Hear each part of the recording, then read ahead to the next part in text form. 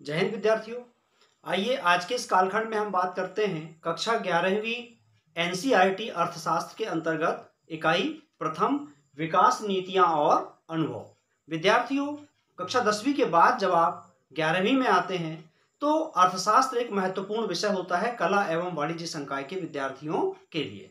तो अर्थशास्त्र विषय अंतर्गत जो प्रथम इकाई है विकास नीतियां और अनुभव, इसके अंतर्गत पहला अध्याय है स्वतंत्रता की पूर्व संध्या पर भारतीय अर्थव्यवस्था। विद्यार्थियों, विषय वस्तु पर आगे जाने से पहले हम समझ लें कि अर्थशास्त्र है क्या, अर्थशास्त्र किसे कहते हैं। प्राचीन भारतीय अर्थशास्त्रियों में महत्वपूर्ण स्थान है आचार्य कौटिल्य, जिनको कि हम चाणक्य भी कहते हैं।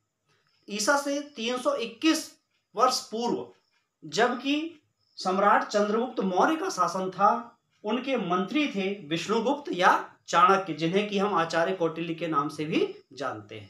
उन्होंने अर्थशास्त्र नामक ग्रंथ की रचना की, जिसमें उन्होंने अर्थशास्त्र की परिभाषा दी है। उनके अनुसार, आचार्य कौटिल्य के अनुसार, मनुष्य के व्यवहार या जीविका को अर्थ कहते हैं। मनुष्यों से युक्त भूमि का नाम ही अर्थ है। इस भूमि को प्राप्त करने तथा रक्षा करने के उपायों का निरूपण करने वाला शास्त्र अर्थशास्त्र कहलाता है। विद्यार्थियों, यहाँ उन्होंने कहा है कि मनुष्य के व्यवहार या जीविका को ही अर्थ कहते हैं। प्राचीन भारतीय मान्यताओं के अनुसार धर्म, अर्थ, काम और मोक्ष, ये चार महत्वपूर्ण बातें किसी मानव के लिए कही गई थी। उनमें जो आचार्य चाणक्य थे, उन्होंने अर्थ को महत्वपूर्ण माना है। अर्थ को महत्वपूर्ण इसलिए माना है क्योंकि अर्थ के बिना आप जीवन के जो शेष कार्य हैं, जो शेष उत्तरदायित्व हैं, उनकी पूर्ति नहीं कर सकते हैं। तो इस प्रकार जो आधुनिक अर्थशास्त्री हैं, उनका जैसे कि मार्शल और पिगू, उनकी परिभाषा का आधार भी आचार्य चाणक्य की यही परिभाषा है। विद्यार्थियों, आप देखते हैं कि हमारे चारों ओर जो लोग हैं, हमारे समाज में रहने वाले जो लोग हैं, वह अपने जीवन निर्वाह के लिए कुछ ना कुछ कार्य करते हैं या वृत्ति करते हैं। उनकी जीवन वृत्ति का आधार ही अर्थ होता है। कोई व्यक्ति रिक्शा चलाता है, कोई कृषि कार्य करता है, कोई शिक्षकीय कार्य करता है, कोई डॉक्टर है। तो इस प्रकार विभिन्न लोग अपनी जीवन वृत्ति को चलाने के लिए जो कार्य करते हैं, उसके मूल में अर्थ ही होता है। तो इस प्रकार मनुष्य के जीवन निर्वाह की वृत्ति करने वाला जो शास्त्र है, वह अर्थशास्त्र कहलाता है। आइए अब हम बात करते हैं कि स्वतंत्रता प्राप्ति से पूर्व यानी ब्रिटिश काल में भारतीय अर्थव्यवस्था की स्थिति कैसी थी। जैसा कि आप जानते हैं, सन 1757 में जब प्लासी का युद्ध हुआ और प्लासी के युद्ध के परिणाम स्वरूप भारत में ब्रिटिश साम्राज्य की स्थापना हुई, या जो ईस्ट इंडिया कंपनी थी उसका शासन भारत में प्रारंभ हुआ। यानी आजादी से 1947 से लगभग 190 वर्ष पहले से जो ब्रिटिश शासन चला आ रहा था, उसने देश की अर्थव्यवस्था के विकास के लिए कोई भी योगदान नहीं दिया। चूंकि ईस्ट इंडिया कंपनी का जो उद्देश्य था, वह उद्देश्य ही व्यापार करना था और लाभ कमाना था। तो ईस्ट इंडिया कंपनी ने अपने इंग्लैंड में चलने वाले उद्योगों के लिए, उस समय जो औद्योगिकरण प्रारंभ हुआ, उस औद्योगिकरण के लिए जो कच्चे माल की आपूर्ति थी, वह भारत से की जाती थी। और इस प्रकार वहां बड़े बड़े उद्योगों में तैयार किया गया जो माल था, वह भारत में बेचा जाने लगा। तो इस प्रकार विशुद्ध रूप से ईस्ट इंडिया कंपनी का कार्य था, वह अपने लाभ को बढ़ाना तथा इंग्लैंड को समृद्ध तथा सशक्त बनाना ही था। तो भारतीय अर्थव्यवस्था के विकास के लिए उनका कोई रुचि नहीं थी। तो औपनिवेशिक शासन के अंतर्गत निम्न स्तरीय आर्थिक विकास का यह एक बड़ा कारण था। जब अंग्रेज नहीं आए थे, उस समय भारतीय अर्थव्यवस्था इसी प्रकार अविकसित अवस्था में थी, ऐसा नहीं है। उस समय जो भारतीय कृषि थी, कृषि के साथ साथ विनिर्माण के क्षेत्र में भी भारतीय बहुत आगे थे, या भारतीय अर्थव्यवस्था सशक्त थी, क्योंकि हमारे यहाँ विनिर्माण के साथ साथ सूती व रेशमी वस्त्र उद्योग तथा मणि तथा रत्न उद्योग, आभूषण उद्योग तथा शिल्प कला की पूरे विश्व में ख्याति थी। और दूर मसाले इत्यादि के लिए भी दूर देशों से लोग यहाँ व्यापार करने के लिए आते थे। तो भारतीय अर्थव्यवस्था उस समय बड़ी सशक्त थी, समृद्ध थी, इसीलिए भारत को सोने की चिड़िया कहा जाता था। लेकिन ब्रिटिश काल में 20वीं सदी के पूर्वार्ध में, यानी सन 1900 के बाद, जो भारतीय अर्थव्यवस्था की स्थिति को जानने के लिए ब्रिटिश शासन ने कभी कोई प्रयास नहीं किया। लेकिन उस समय के जो कुछ अर्थशास्त्री थे, जैसे कि डॉक्टर दादा भाई नौरोजी। दादा भाई नौरोजी के साथ ही डॉक्टर VKRV राव, उन्होंने भारतीय अर्थव्यवस्था का अपने स्तर पर अध्ययन किया और उन्होंने पाया कि जो भारत की वार्षिक समृद्धि दर थी वह 2% से भी कम थी। साथ ही प्रति व्यक्ति उत्पाद जो था वह 0.5% से कम था। तो इस प्रकार भारतीय अर्थव्यवस्था जो थी बहुत ही दयनीय तथा गतिहीन अवस्था में आ गई थी 200 वर्षों की ब्रिटिश कालीन शासन नीतियों के कारण। दूसरा जो बिंदु है कृषि क्षेत्र, उस समय जो कृषि का क्षेत्र था, चूंकि भारतीय अर्थव्यवस्था कृषि पर निर्भर थी, उस समय भी 85% लोग कृषि या उससे जुड़े व्यवसायों पर आश्रित थे। लेकिन कृषि का विविधीकरण था, विविध प्रकार की कृषि होती थी, हम अपनी आवश्यकता का अनाज उगा पाते थे, साथ ही मसाले आदि का उत्पादन करते थे जिसका निर्यात करके और विदेशी मुद्रा भी अर्जित करते थे। लेकिन ब्रिटिश काल में उन्होंने क्या किया कि भारतीय कृषि को भी व्यावसायिक फसलों की ओर उन्मुख कर दिया। उन्होंने बलपूर्वक किसानों को व्यावसायिक कृषि करने के लिए प्रेरित किया, जैसे कि नील की खेती। नील की खेती से भारत को कोई लाभ नहीं था, ना ही वह यहाँ पर उपयोग की जाती थी। लेकिन इंग्लैंड में जो उद्योग थे उसके लिए कच्चा माल की आपूर्ति करने के लिए उन्होंने ऐसी फसलों को बढ़ावा दिया जिससे कि भारतीय किसानों का कोई लाभ नहीं था। दूसरी जो महत्वपूर्ण बात थी जिससे कि भारतीय कृषि गतिहीन अवस्था में रही वह थी जमींदारी प्रथा। यानी उस समय ब्रिटिश काल की जो भू व्यवस्था प्रणाली थी, उस भू व्यवस्था प्रणाली में जमींदारी प्रथा को उन्होंने महत्व दिया। जमींदारों की नियुक्ति ब्रिटिश शासन के द्वारा कर दी गई थी। 10, 20, 50 या 100 गांवों के बीच में एक जमींदार हुआ करता था और जमींदार क्या करता था, एक निश्चित राशि लोगों से लगान के रूप में संग्रह करके और ब्रिटिश सरकार के खजाने में जमा किया करता था। चूंकि उनको निश्चित समय पर लगान जमा करना होता था, जो जितना ज्यादा लगान जमा करता उसको पारितोषिक दिया जाता, ब्रिटिश सरकार उसको उपाधि प्रदान करती। तो इस तरह से जमींदार क्या करने लगे, किसानों का शोषण करने लगे। किसान जो भी खेती करते थे उसका बड़ा हिस्सा जमींदारों को लगान के रूप में चला जाता था। तो किसानों के पास में अपनी कृषि में निवेश करने के लिए, अपनी कृषि को आगे बढ़ाने के लिए, सिंचाई के साधनों का विकास करने के लिए, उर्वरक इत्यादि का प्रयोग करने के लिए संसाधन नहीं थे। इसलिए कृषि की उत्पादकता लगातार कम होती चली गई। भारतीय कृषि के ब्रिटिश काल के पहले की जो अवस्था थी वो बहुत ही अच्छी अवस्था थी और इसका पता हमको चलता है एक फ्रांसीसी यात्री बर्नियर के लेख से।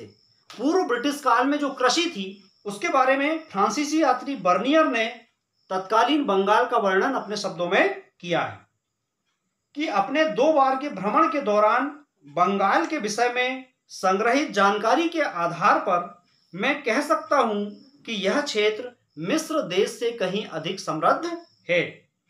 यहां से सूती रेशमी वस्त्र, चावल, शक्कर, मक्खन का प्रचुर मात्रा में निर्यात होता है। ये 17वीं शताब्दी की बात है।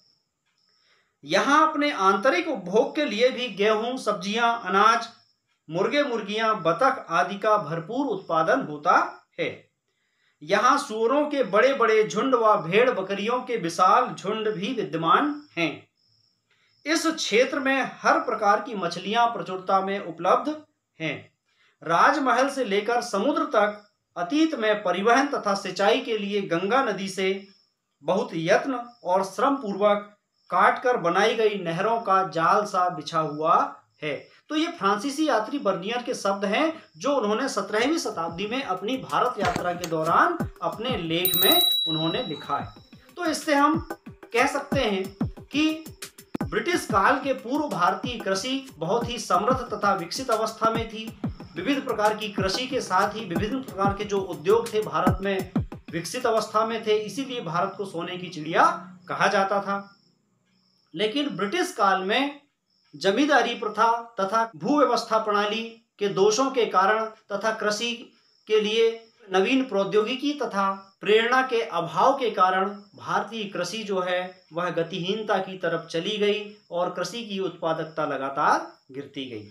तो विद्यार्थियों, आइए अब बात करते हैं औद्योगिक क्षेत्र के विकास के बारे में। ब्रिटिश काल में औद्योगिक क्षेत्र का विकास कैसे हुआ? चूंकि अंग्रेजों का उद्देश्य ही यहाँ के संसाधनों का दोहन करना था, तो उन्होंने यहाँ से कच्चे माल को इंग्लैंड ले जाकर के और वहाँ पर बड़े बड़े उद्योगों में, कारखानों में तैयार माल वो उसका निर्माण करते थे और भारत में लाकर बेचते थे। इससे क्या हुआ कि देश के अंदर के जो लघु और कुटीर उद्योग थे, इनका धीरे धीरे पतन होने लगा और भारत केवल कच्चे माल का निर्यातक बनकर रह गया और तैयार माल के लिए एक बाजार बनकर रह गया। उस समय भारत के जो निजी उद्योगपति थे, उन्होंने प्रयास किया कि सूती वस्त्र उद्योग का विकास, आज का जो महाराष्ट्र और गुजरात में उन्होंने कुछ कारखाने स्थापित किए 19वीं सदी के उत्तरार्ध में, यानी सन 1850 के बाद। उस समय का जो सूती वस्त्र उद्योग था इतना ज्यादा समृद्ध था कि वर्तमान का जो बांग्लादेश है, भारत का जो पूर्वी हिस्सा हुआ करता था, जिसका की केंद्र था ढाका के आसपास के क्षेत्रों में जिस तरह के सूती वस्त्र का निर्माण होता था, जैसे कि ये कहते हैं मलमल, या बोलचाल में हम जिसे मखमल भी कहते हैं, यह इतना महीन तथा मुलायम होता था कि ऐसा कहा जाता है कि एक माचिस की डिबिया के अंदर से पूरी साड़ी निकल जाती थी। और विदेशी यात्री जो होते थे भारतीय मलमल के कपड़े के लिए आते थे तथा इसे मलमल खास या शाही मलमल भी कहा जाता था, शाही वस्त्र माना जाता था। तो इस प्रकार भारतीय वस्त्र उद्योग उस समय बहुत समृद्ध स्थिति में था। इसी तरह पटसन उद्योग का थोड़ा बहुत विकास बंगाल प्रांत में हुआ, जो आज का बांग्लादेश है, लेकिन पटसन उद्योग के विकास का श्रेय हम विदेशियों को दे सकते हैं। 20वीं सदी के आरंभ में लोहा और इस्पात उद्योग की स्थापना हुई सन 1907 में, जिसे कि टिस्को नाम से जाना जाता है, Tata iron and steel company. तो टाटा आयरन एंड स्टील की स्थापना जब 1907 में हुई, उसके पश्चात तो इस तरह के कुछ गिने चुने उद्योग थे जो निजी क्षेत्र के तहत स्थापित हुए।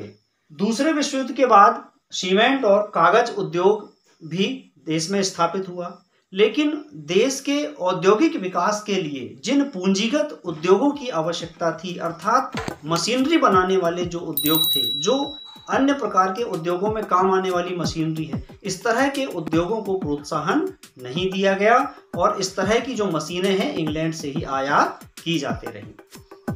तो इस प्रकार देश के उद्योगों का विधिवत विकास नहीं हो पाया। ब्रिटिश कालीन जो अर्थव्यवस्था थी, उस अर्थव्यवस्था में भारतीय उद्योग बहुत ही अल्प विकसित स्थिति में थे। सार्वजनिक क्षेत्र में कुछ उद्योगों का विकास हुआ, जैसे कि रेल, विद्युत उत्पादन, संचार एवं बंदरगाह, लेकिन इन उद्योगों का विकास भी ब्रिटिश शासन के द्वारा अपने फायदे के लिए किया गया। रेलों का विकास इसलिए किया गया ताकि वे कच्चे माल का परिवहन बंदरगाहों तक कर सकें। इसी तरह विद्युत उत्पादन तथा संचार के साधनों का भी विकास उन्होंने इसलिए किया कि वह पूरे भारतवर्ष पर अपना शासन अच्छी तरह चला सकें। तो इस प्रकार सार्वजनिक क्षेत्र में कुछ ही उद्योगों की स्थापना हुई। अब विदेशी व्यापार, उस समय का जो भारत का विदेशी व्यापार था वह आधे से अधिक इंग्लैंड से ही होता था, क्योंकि ब्रिटिश शासन था तो वो यहाँ से कच्चा माल ले जाते थे। कच्चे माल में विशेष रूप से रेशम, कपास, ऊन, चीनी, नील और पटसन, इस तरह की चीजों का भारत निर्यातक बन गया और वहां पर तैयार माल यानी कपड़े भी, जैसे सूती, रेशमी, ऊनी वस्त्र एवं हल्की मशीनरी जो यहाँ पर उद्योगों के विकास में काम आ सकती थी, ऐसी मशीनरी का भारत आयातक बनकर रह गया। हालांकि कुछ व्यापार श्रीलंका, चीन और ईरान से भी होता था, लेकिन उसकी मात्रा बहुत कम थी। सन 1869 में भूमध्य सागर और अरब सागर को जोड़ने वाली स्वेज नहर खुल जाने से जो यूरोप और अमेरिका से आने वाले जहाज़ों के लिए दक्षिण एशिया और भारत तथा पूर्वी देशों तक पहुंचना ज़्यादा आसान हो गया तथा कम खर्चीला हो गया। अब इन जहाज़ों को दक्षिण अफ्रीका का चक्कर लगा करके नहीं आना पड़ता था। आज भी जो स्वेज नहर है, स्वेज नहर आर्थिक और सामरिक दृष्टि से बहुत ही महत्वपूर्ण नहर है। उस समय भी स्वेज नहर के कारण भारत और इंग्लैंड के बीच का जो व्यापार था उस पर इंग्लैंड का और अधिक कब्जा हो गया। तो इस प्रकार ब्रिटिश काल में जो भारतीय अर्थव्यवस्था थी पूरी तरह से ब्रिटिश शासन के अधीन थी तथा देश में उद्योगों के विकास में ब्रिटिश शासन की कोई रुचि नहीं थी। वो यहाँ के संसाधनों का दोहन करके और उसका फायदा अपने लिए करते थे, विभिन्न औपनिवेशिक शासन को बढ़ाने के लिए, युद्धों को करने में तथा विभिन्न प्रकार के अदृश्य आयातों को दिखा करके भारत की जो निर्यात अधिशेष था उसका लाभ भी भारतीय अर्थव्यवस्था को नहीं मिल सका। तो विद्यार्थियों, इस प्रकार आज के इस कालखंड में हमने ब्रिटिश कालीन भारतीय अर्थव्यवस्था के अंतर्गत कृषि क्षेत्र, उद्योग क्षेत्र तथा विदेशी व्यापार के क्षेत्र में भारतीय अर्थव्यवस्था की क्या स्थिति थी, इसका अध्ययन किया। अपने आगामी वीडियो में हम इसके आगे की विषय वस्तु का अध्ययन करेंगे। अगर आप हमारे चैनल पर नए हैं तो हमारे चैनल को सब्सक्राइब कर लीजिए, बेल आइकन को दबा लीजिए, जिससे कि आपको आगे हमारे आने वाले नए वीडियोस की नोटिफिकेशन मिलती रहे। मिलते हैं अपने अगले वीडियो में, तब तक के लिए नमस्कार, जय हिंद।